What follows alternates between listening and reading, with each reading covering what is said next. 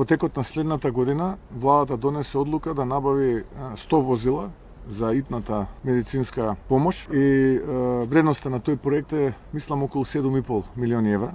А во 2027 ќе бидат уште 50 набавени како резултат на донација. Значи некаде отприлика 150 нови возила за итна медицинска помош ќе имаат здравствените домови, бидејќи не знам дали знаете, но во Скопје се вози само со 7 исправни возила, а имате многу градови во Македонија кои што воопшто немаат исправна возило кога станува збор за итната медицинска помош. Зошто? Затоа што со децении ништо не се направило. Знаеш кога ќе биде некој штоф скапан и не можеш да шиеш, како ќе офатиш материјалот, он се кине. Ова сме ние. Значи јас сум бил раководител на институција, општина Карпош. По погибијата на децата во Кочани, јас не видов дека нешто се потресува институциите, па не стекнаа, дојдоа контроли и направи едно друго. Ние сами да земавме да правиме контроли по училишта, градинки, едно друго, по куќи, по станови. Државата бува не ја пецка. Дирекција за заштита и спасување апсолутно не мрдна. И ова сега, 7 возила за цел град и тоа го соопштува премиер. Океј, фала му на Господ, еве им текна да купат брзи помоши. Абе како им текна, дошло цара до Дувара 7 возила. За мајка му ќе треба, за татко му, за неговото дете, за него не де Боже. 7 возила за цел град, за 700.000 град бе. Па тие возила идат и у Никиштани, и тие идат и у Батинци, и у Семениште идат. Истите овие служби се надлежни за и таму луѓето живеат на село, меѓутоа се случува да падне од дрво, од